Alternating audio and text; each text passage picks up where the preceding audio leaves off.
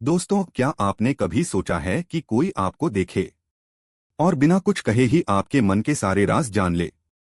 आपका झूठ, आपकी सच्चाई, आपकी कमजोरी, सब कुछ। अगर मैं कहूं कि ये संभव है, तो आज हम बात करने जा रहे हैं एक ऐसे किताब की जो आपको सिखाएगी कि लोगों को किताब की तरह कैसे पढ़े। तो तैयार हो जाइए अपने आसपास के हर इंसान के पीछे छिपे असली चेहरे को पहचानने के लिए। अध्याय 1, लोगों को पढ़ने की कला। सिर्फ सुनना नहीं, महसूस करना सीखिए। दोस्तों, जरा सोचिए, क्या आपने कभी किसी को देखा है और तुरंत समझ लिया हो कि वो झूठ बोल रहा है या उसके मन में कुछ और चल रहा है? यही है लोगों को पढ़ने की कला। पैट्रिक किंग कहते हैं कि हम सबके पास ये शक्ति है, बस हम इसे इस्तेमाल करना भूल गए हैं। लोगों को पढ़ना मतलब सिर्फ उनके शब्द सुनना नहीं, बल्कि उनकी टोन, बॉडी लैंग्वेज और माइक्रो एक्सप्रेशंस को समझना। जब कोई व्यक्ति खुश होता है तो उसकी आंखें चमक उठती हैं, लेकिन झूठ बोलते वक्त उसके चेहरे की मांसपेशियां थोड़ी कठोर हो जाती हैं। किंग कहते हैं, जो इंसान अपने चारों तरफ की भावनाओं को महसूस कर सकता है, वही सच्चा अवलोकन करता होता है। एक उदाहरण लीजिए, एक इंटरव्यूअर और कैंडिडेट हैं। कैंडिडेट कहता है, मैं टीम वर्क में बहुत अच्छा हूं, लेकिन उसका शरीर कुर्सी से पीछे झुका है, बाजू क्रॉस हैं और चेहरा थोड़ा तनावग्रस्त। अब बताइए, क्या वो सचमुच टीम वर्क में अच्छा होगा? शायद नहीं। किंग कहते हैं, शब्द झूठ बोल सकते हैं, लेकिन शरीर नहीं। अगर आप लोगों को समझना चाहते हैं, तो आपको देखना, सुनना और महसूस करना, इन तीनों को जोड़ना होगा। एक अच्छी बातचीत में सिर्फ बोलना नहीं, बल्कि सामने वाले के हर छोटे संकेत को पढ़ना भी शामिल है। धीरे धीरे आप समझ जाएंगे कि कौन ईमानदार है, कौन असुरक्षित, कौन दिखावा कर रहा है और कौन सच में जुड़ना चाहता है। अध्याय 2, शरीर की भाषा, बिना बोले बोलने की ताकत। अब बात करते हैं शरीर की भाषा की। किंग कहते हैं, हमारा शरीर हमारी आत्मा की खिड़की है। जब कोई इंसान आत्मविश्वासी होता है तो उसका सीना खुला रहता है, सिर ऊंचा होता है और चलने में एक लय होती है। लेकिन जब कोई डर या झूठ में होता है तो वह सिकुड़ जाता है, आंखें चुराता है और हाथों से खेलता है। मान लीजिए, किसी मीटिंग में एक व्यक्ति बोल रहा है कि मैं इस प्रोजेक्ट के लिए तैयार हूं, लेकिन उसका पैर बार बार जमीन पर ठक ठक कर रहा है, उंगलियां मेज पर टक टक कर रही हैं। ये बेचैनी और झूठ का संकेत है। किंग कहते हैं कि शरीर की भाषा अचेतन सच्चाई होती है, वो जो हम छिपाना चाहते हैं वही सबसे पहले वहां झलकता है। उन्होंने कुछ मुख्य बॉडी लैंग्वेज संकेत बताए। खुले हाथ मतलब भरोसा। बंद बाहें का अर्थ है रक्षा या असुरक्षा। आगे की ओर झुकना बातों में रुचि दर्शाता है। पीछे हटना मतलब दूरी या अस्वीकृति। आंखों में संपर्क, यह आत्मविश्वास दिखाता है। नजरें चुराना यानी झिझक या झूठ। यह सब संकेत मिलाकर हम किसी की मानसिक स्थिति समझ सकते हैं। किंग कहते हैं कि ये कोई जादू नहीं, ये अभ्यास की कला है। हर दिन अपने आसपास के लोगों को देखें, ऑफिस में, घर पर या दोस्तों के बीच। धीरे धीरे आपकी नजरें वो देखना सीखेंगी जो आम लोग नहीं देख पाते। अध्याय 3, झूठ को पहचानना, शब्दों से नहीं, संकेतों से पकड़िए। क्या आपको लगता है कोई झूठ बोल रहा है? किंग कहते हैं, झूठ पकड़ना किसी जासूस का काम नहीं, बल्कि एक सावधान पर्यवेक्षक का। किसी के शब्दों में नहीं, बल्कि उनके व्यवहार में अंतर ढूंढिए। उदाहरण के लिए, जब कोई व्यक्ति सच्चाई बोलता है तो उसके शब्द, चेहरे के भाव और शरीर की भाषा एक जैसी दिशा में होते हैं। लेकिन झूठा व्यक्ति शब्दों से कुछ कहेगा, चेहरा कुछ और बताएगा। जैसे कोई कहे, मैं ठीक हूं, लेकिन उसकी आंखें नम हो, आवाज धीमी पड़े और चेहरा ढल जाए, तो समझ लीजिए ठीक शब्द सिर्फ पर्दा है। किन कुछ सामान्य झूठ के संकेत बताते हैं। ज्यादा सफाई देना, अचानक विषय बदल देना, शब्दों में अनावश्यक विस्तार, शरीर का तनाव जैसे होंठ चबाना, बार बार गला साफ करना, आंखों का संपर्क या तो ज्यादा या बिल्कुल नहीं। एक और दिलचस्प बात, साइलेंस। साइलेंस भी झूठ का संकेत हो सकता है। जब कोई व्यक्ति अचानक चुप हो जाए, गहरी सांस ले या जवाब देने में देरी करे, तो वो सोच रहा होता है कि क्या बोलूं ताकि झूठ पकड़ा न जाए। किंग कहते हैं, झूठ को पहचानना किसी को पकड़ना नहीं, बल्कि सत्य की दिशा पहचानना है। अगर हम लोगों के संकेतों को ईमानदारी से पढ़ना सीख लें, तो रिश्ते, बातचीत और निर्णय सब ज्यादा साफ और समझदार बन जाते हैं। अध्याय 4, भावनाओं को समझने की ताकत। जो महसूस करे वही समझे। दोस्तों, क्या आपने कभी ऐसा महसूस किया है कि कोई आपके बिना कुछ कहे ही आपकी उदासी समझ जाता है? यही होती है भावनाओं को पढ़ने की कला, इमोशनल रीडिंग। पैट्रिक किंग कहते हैं कि जब हम किसी की भावना को सही से महसूस कर लेते हैं तो हम न सिर्फ उसे समझते हैं बल्कि उसके दिल तक पहुंच जाते हैं।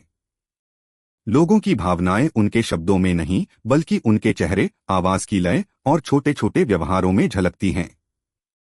उदाहरण के लिए, एक बच्चा स्कूल से लौटता है और कहता है, आज सब ठीक था, लेकिन उसका चेहरा झुका हुआ है, कदम धीमे हैं। माँ अगर सतर्क है तो समझ जाएगी कि कुछ तो गलत है। यही है भावनात्मक बुद्धिमत्ता, शब्दों से परे महसूस करना। किंग कहते हैं कि अगर आप किसी को गहराई से समझना चाहते हैं तो पहले अपने अंदर शांत मन और ध्यान लाना होगा, क्योंकि जब हमारा मन भरा होता है तो हम दूसरों की भावनाएं नहीं सुन पाते। भावनाओं को पढ़ना रिश्तों की सबसे बड़ी कुंजी है। ऑफिस में अगर बॉस अपने कर्मचारी के तनाव को पहचान ले तो वो न सिर्फ टीम को बेहतर बनाएगा बल्कि वफादारी भी बढ़ाएगा। और निजी जीवन में अगर आप किसी प्रियजन के दर्द को समझ लेते हैं बिना उसके कहे तो वो आपको कभी नहीं भूलेगा। किंग कहते हैं, लोग वही याद रखते हैं जिसने उनकी भावना को समझा हो। अध्याय 5, सहानुभूति, एम्पैथी, दूसरों की आंखों से देखना। अब बात करते हैं सहानुभूति की। सिर्फ किसी के लिए दुख महसूस करना नहीं बल्कि उसके अनुभव को अपनी आंखों से देखना। किंग बताते हैं कि सहानुभूति किसी सुपर पावर से कम नहीं।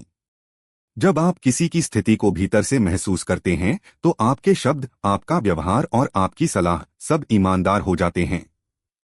एक कहानी सुनिए। एक मैनेजर अपने नए कर्मचारी से कहता है, तुम्हारा काम ठीक नहीं। कर्मचारी मायूस होकर निकल जाता है। दूसरा मैनेजर वही बात इस तरह कहता है, मुझे पता है नया माहौल थोड़ा मुश्किल होता है, लेकिन मैं तुम्हें सुधारने में मदद करूंगा। देखिए फर्क। पहले मैनेजर ने आलोचना की, दूसरे ने सहानुभूति दिखाई। परिणाम, दूसरे के साथ कर्मचारी ने विश्वास से काम किया। किंग कहते हैं कि सहानुभूति 3 स्तरों पर होती है। 1, संज्ञानात्मक सहानुभूति, कॉग्निटिव, मैं समझता हूं तुम क्या महसूस कर रहे हो। 2, भावनात्मक सहानुभूति, इमोशनल, मैं वही महसूस कर रहा हूं जो तुम कर रहे हो। 3, करुणामय सहानुभूति, कंपैशनेट, मैं कुछ करना चाहता हूं जिससे तुम्हारा दर्द कम हो। जब हम तीसरे स्तर पर पहुंचते हैं तो हम दूसरों के साथ सच्चे जुड़ाव में होते हैं। किंग हमें सिखाते हैं कि अगर हम लोगों को समझना चाहते हैं तो पहले हमें अपने भीतर की कठोरता को पिघलाना होगा। अध्याय 6, प्रेरणाओं को पहचानना। लोग जो कहते हैं उसके पीछे क्यों क्या है। हर इंसान के शब्दों और कर्मों के पीछे एक क्यों छिपा होता है। किंग कहते हैं, अगर आप उस क्यों को समझ जाएं तो व्यक्ति का सारा व्यवहार खुल जाता है। मंच पर वक्ता पूछता है, क्या कभी किसी ने बिना वजह आपकी बात काटी है या हमेशा ध्यान आकर्षित करने की कोशिश की? ये सब उनकी आंतरिक प्रेरणाएं, मोटिवेशंस हैं। कोई मान्यता चाहता है, कोई नियंत्रण, कोई प्यार और कोई सुरक्षा।